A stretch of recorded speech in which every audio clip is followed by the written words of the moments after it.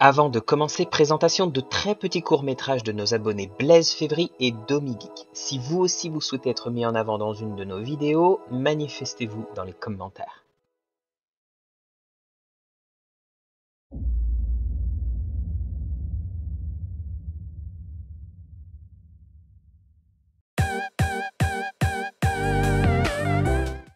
Hey! Aujourd'hui, nous allons parler des portefeuilles.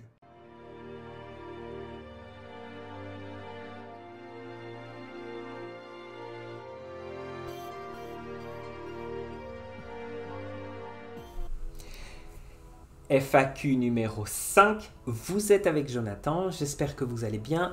Nous avons remarqué que ce format de vidéo vous plaît beaucoup, nous avons reçu énormément de commentaires dans nos précédentes FAQ de votre part et nous vous en sommes très reconnaissants.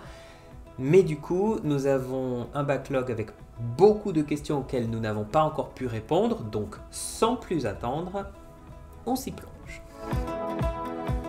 Oh, et j'allais oublier, nous allons présenter les vainqueurs des concours de la vidéo FAQ du mois dernier et de la vidéo de la Saint-Valentin du début du mois à la fin de la vidéo. Donc restez avec nous. J'y vais. Oh, j'avais oublié, désolé. Ceux qui nous regardent et qui ne sont pas abonnés, abonnez-vous. Nous avons des tutos, des cadeaux qui arrivent, beaucoup de choses, donc n'hésitez pas à liker aussi cette vidéo, à vous abonner. Maintenant j'y vais.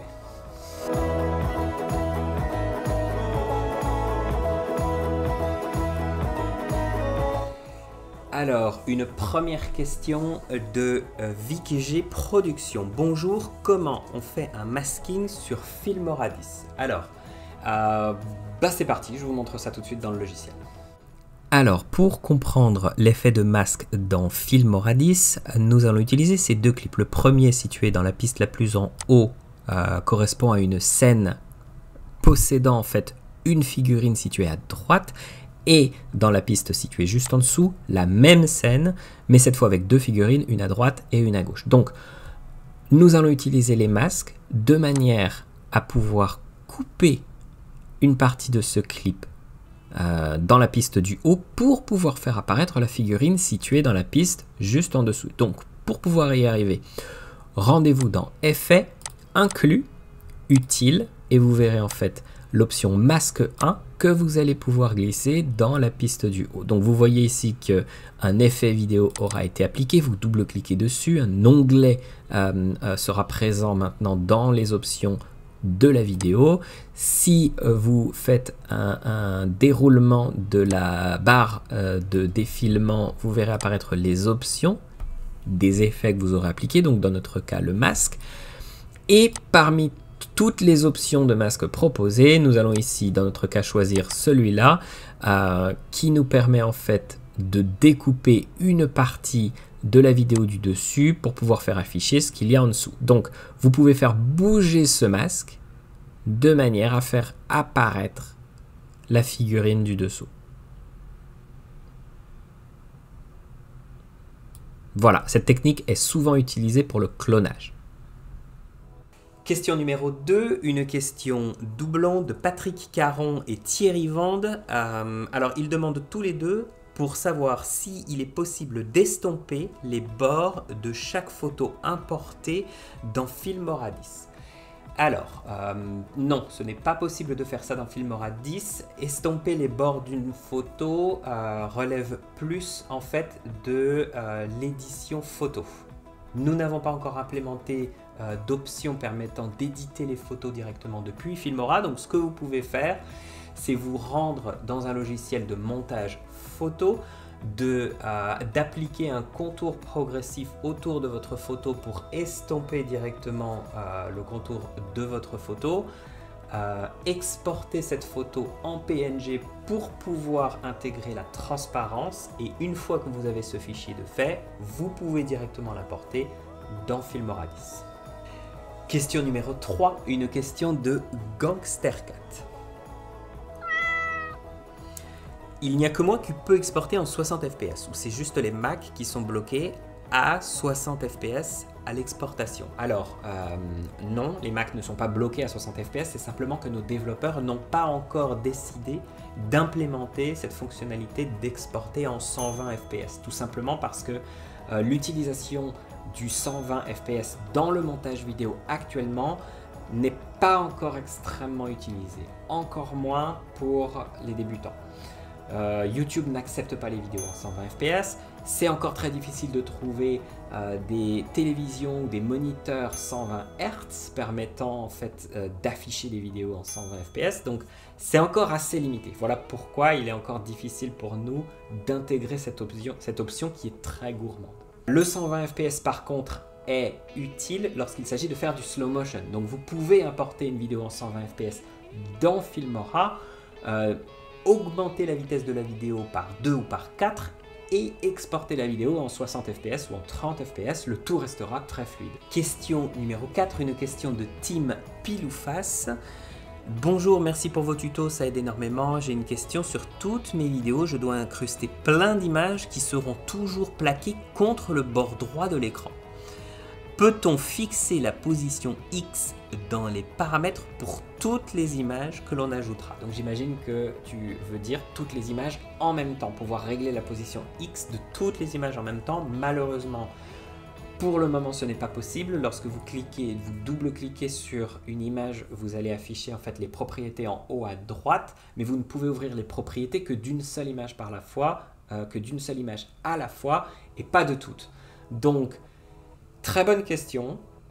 Effectivement, c'est quelque chose qui pourrait être regardé par nos développeurs. Nous gardons la question et nous l'envoyons directement chez nos développeurs pour savoir s'il y a possibilité d'inclure cette option éventuellement dans une prochaine mise à jour. Question numéro 5, une question doublon de Monsieur Drassa et Frédéric Combi. L'objectif, c'est de savoir comment faire un time-lapse avec Filmora 10. Alors, je crois que nous avons répondu à cette question pour Filmora Pro. Nous avons répondu à cette question pour une ancienne version de Filmora 10. Je vous mets les liens en description. Par contre, effectivement, nous n'avons pas encore fait de vidéo permettant d'expliquer comment faire un beau timelapse avec la dernière version de Filmora 10. Donc, l'objectif pour nous, c'est de prendre cette question et d'en faire un tuto pour une éventuelle vidéo le mois prochain. Donc, restez à l'écoute. Il y a plusieurs façons de faire un timelapse, donc on aimerait pouvoir faire une vidéo entière là-dessus. Question numéro 6, une question encore de Gangster Cat. Y a-t-il une fonction pour prendre une vidéo et faire en sorte à ce que la vidéo commence par la fin et se termine par le début? Alors, oui. D'ailleurs, très simple, je vous montre ça dans le logiciel. Alors, pour faire en sorte que la vidéo commence par la fin et se termine par le début, nous allons simplement inverser la vidéo. Donc, nous avons ce rush dans notre timeline avec une introduction comme celle-ci et une conclusion comme celle-ci. Donc, pour inverser ces deux côtés, il suffit de faire un clic simple sur le clip, de cliquer sur cette option de vitesse et vous verrez l'option inversée et c'est tout ce que vous avez à faire. Votre clip sera automatiquement inversé, donc si vous le rejouez, vous verrez que la partie de la fin se retrouve au début et vice versa.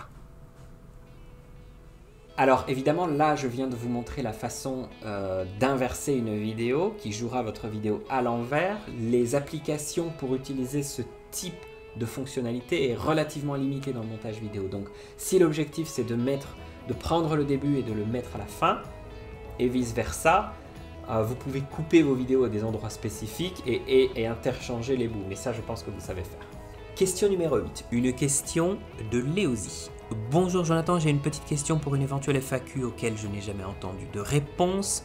Quelle est la configuration minimum pour utiliser Filmora au meilleur de ses capacités? Alors, je crois qu'on a déjà répondu à cette question, mais je vous le montre tout de suite. Nous avons un lien qui vous permet en fait de savoir le type d'ordinateur que vous devez avoir pour pouvoir faire tourner Filmora correctement. Brièvement, vous devez avoir un système d'exploitation au minimum Windows 7, un processeur i3, 4 Go de RAM avec une carte graphique HD 5000 ou une GTX 700 ou une Radeon R5. et un disque dur de 10 Go d'espace libre. Alors évidemment, tout ça c'est pour la configuration minimum. Si vous travaillez avec des fichiers qui sont plus lourds, comme des fichiers 4K ou des fichiers en 120 fps, là il va vous falloir quelque chose de plus solide pour éviter que votre ordinateur ne ralentisse. Donc je vous préconise peut-être plus un ordinateur sur Windows 10 avec un processeur i5 ou i7. 8 Go de mémoire, c'est le minimum pour ces gros fichiers. Donc oui, voilà, je vous laisse le lien en description. Question numéro 9, une question de Frédéric Zours. Bonjour, est-il possible de supprimer un titre sans que le ou les suivants ne se décalent à reculons? Alors, merci pour ta question. Oui, très simple, nous avons une option, une fonctionnalité qui est arrivée avec Filmora 9 à l'époque, qui s'appelle supprimer et raccorder. Je vous montre très facilement comment ça fonctionne dans Filmora. Ok, retour dans notre timeline, nous avons ici 3 rushs, le premier, le second, le troisième. Si nous essayons de supprimer le second rush, vous verrez effectivement que le troisième rush va automatiquement se coller au premier pour éviter de laisser des trous. Si ce comportement ne vous correspond pas au moment de votre montage, vous pouvez le changer juste en désactivant une option qui se situe juste ici, l'option supprimer et raccorder. Donc vous la désactivez et lorsque vous supprimez le rush, vous verrez que le trou restera. Allez, c'est bon pour les questions. Aujourd'hui, nous avons encore pas mal de questions auxquelles nous n'avons pas pu apporter de réponse. Donc ce que nous allons faire, c'est que nous allons prendre toutes les vidéos FAQ des mois précédents, essayer de répondre au maximum de questions. Si vous avez des questions, n'hésitez pas à nous laisser un commentaire en dessous de cette vidéo. Nous essaierons de choisir vos questions pour pouvoir les présenter dans notre prochaine vidéo FAQ. Là, tout de suite, c'est l'heure des gagnants des derniers concours. C'est parti. Alors, vous avez à ma droite la roue qui va permettre de décider qui est le ou la gagnante de la licence Filmora 1 an suite à la vidéo FAQ du mois dernier. Vous avez à ma gauche les 2 gagnants de 20 € en cash suite à notre vidéo Saint-Valentin du début du mois. Vous êtes prêts? Ça roule.